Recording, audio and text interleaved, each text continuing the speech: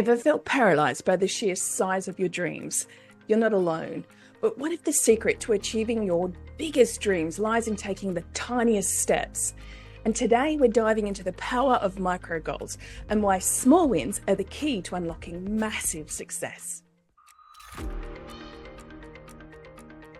Hey there, I'm Katie Joy, the Global Butterfly, founder of theglobalbutterfly.com and the Awaken with Love and Rise with Pure Joy podcast. And so today I want to share with you the secret to really unlocking that momentum. I see time and time again, beautiful souls, highly ambitious, with big dreams, get paralyzed with fear about it being too big and, it being a failure or it not working and just not having the clarity or the direction of where to go and how to start. And often that's because it's being looked at, the big dream, as one big clump, one big elephant. So one of the biggest keys to create momentum is to break down that goal into a very small step and to get started. Look, I liken it very much to being in a car. You have a GPS that you want to determine a destination where you want to go, but you're parked in the garage. You have to put it into gear. That first small step of going into gear 1 gets you moving. Or maybe you have to reverse a little bit out of that driveway before you can then put it into gear 1. So maybe one of your first steps is to, let me just reverse or do a U-turn before I move forward, because I've got to pay attention to, is my next step aligned with the destination that I'm choosing to be intentional with and where I'm going? But then instead of focusing on the perfectionism of having it all done, being there at the destination, which, if that's where your attention is, it will paralyze you to not take action at all. You'll go into freeze mode because you're looking at it as it's too big, it's too hard. And so one of the easiest things to do to get momentum is to move into a small win. And so when you break your big goal down into small units of success, and then even smaller units for micro goals, and you take action on that, it sends the message to your brain that progress is possible. And so momentum builds, and with every small win, you develop confidence to tackle bigger steps.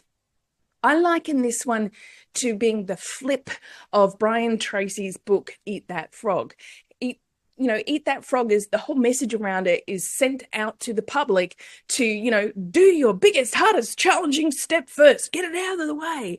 But I find that for most people, especially in today's era, that is just way too overwhelming. And it sends a message to the brain that it's too hard, it's too much of a threat, it's too much of a cost with all these other things I've got my attention for.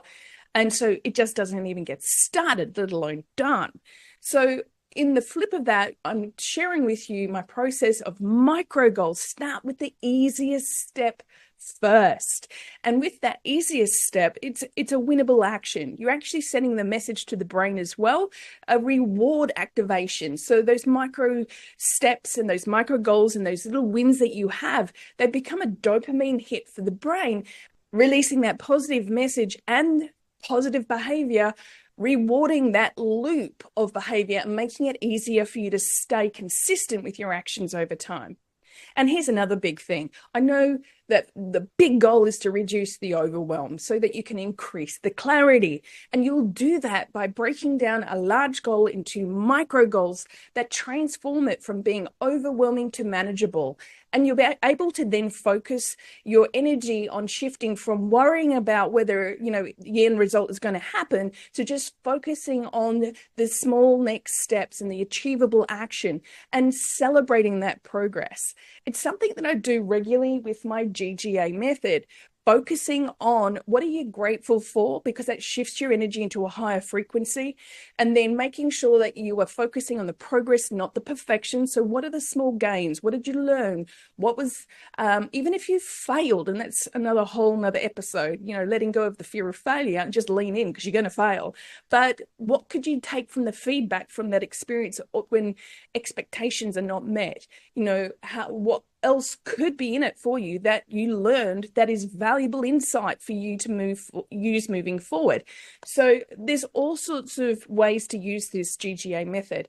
And then appreciation. What do you appreciate about yourself, about life, about others, about the events in your life? What could you appreciate about it, because it really brings you back into this present moment. And when you're in the present moment, that's when you actually in your creator mode. You're no longer in threat and fear and worry and doubt and overwhelm. You're actually present.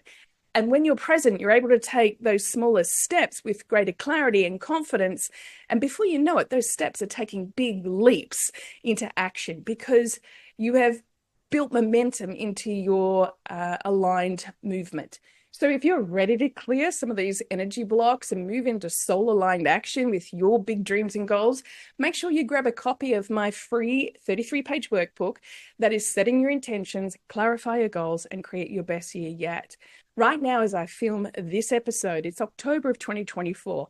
We're in a blink of an eye around the corner for 2025. You want to really focus your energy and attention now. Decide, what are you creating?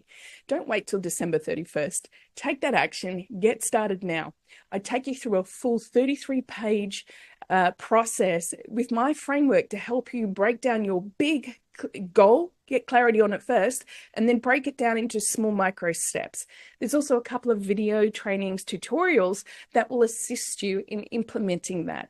That's my free gift to you to get you started and get into momentum so that you have the energy and the excitement and to put your focus on your intentions of what you are creating. And, let go of the fear, doubt, worry, and procrastination. Also, give the flick to perfectionism and focus instead on progress because the joy is in the journey. If you have loved this episode, make sure that you like, share, comment down below. What did you take away from it? What's valuable for you? Is this insight applicable to you? And maybe you already knew it, but you haven't been applying it. So now is the time.